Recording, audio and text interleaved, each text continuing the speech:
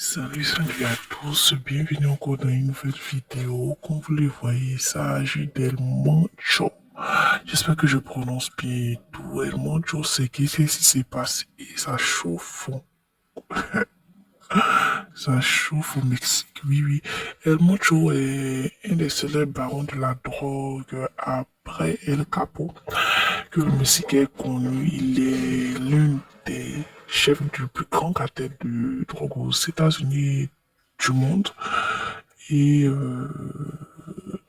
ce cartel-là s'étend au Mexique, puis vont en Europe, puis vont en Asie, en Europe, aux États-Unis et tout. Qu'est-ce qui se passe? Un macho a été malheureusement tué lors d'une opération menée par les autorités mexicaines et en collaboration avec les Américains. Et lors de l'altercation avec les autorités, malheureusement, il a perdu la vie. Et quand ils ont annoncé qu'il a perdu la vie, bien sûr, ses membres composés de plus de 3000 hommes ont exprimé leur colère, parce qu'ils sont deux, ont exprimé leur colère en brûlant les biens étatiques, en mettant la région et le pays sans dessus-dessous. Et les bus ont été incendiés, des véhicules des gens du privé brûlés, des stations d'essence brûlées, des supermarchés brûlés, des alentours des aéroports saccagés, des tirs à balles réelles vus, des échanges de tirs avec les gens de l'armée dans certaines régions de son bastion.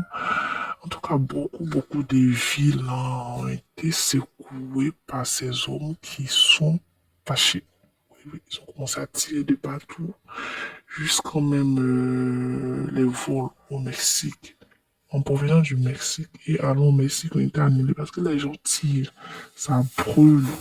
Donc beaucoup de vols ont été annulés parce que les, euh, les avions sont coulés malgré eux au sol et tout. Et voilà, c'est ce qui se passe depuis maintenant 72 heures au Mexique. Tout ce que je raconte s'est passé ce week-end. C'est-à-dire que c'est passé, je crois bien, dimanche quand, dans la nuit du samedi au dimanche, il a été tué. Les autorités ont annoncé sa mort et depuis le dimanche, non, depuis le samedi au dimanche, tout est mélangé. Les gens n'arrivaient pas à sortir de chez eux. Les ambassades des pays occidentaux, surtout américains, ont demandé à leurs ressortissants de se mettre à l'abri, d'éviter les rues. Malheureusement, beaucoup d'expatriés, beaucoup de migrants européens ne peuvent pas, parce qu'à les occupations, ils sont cloués chez eux. Donc, c'était un peu le résumé de la situation, de ce qui se passe du côté du Mexique. D'ici là, portez-vous bien.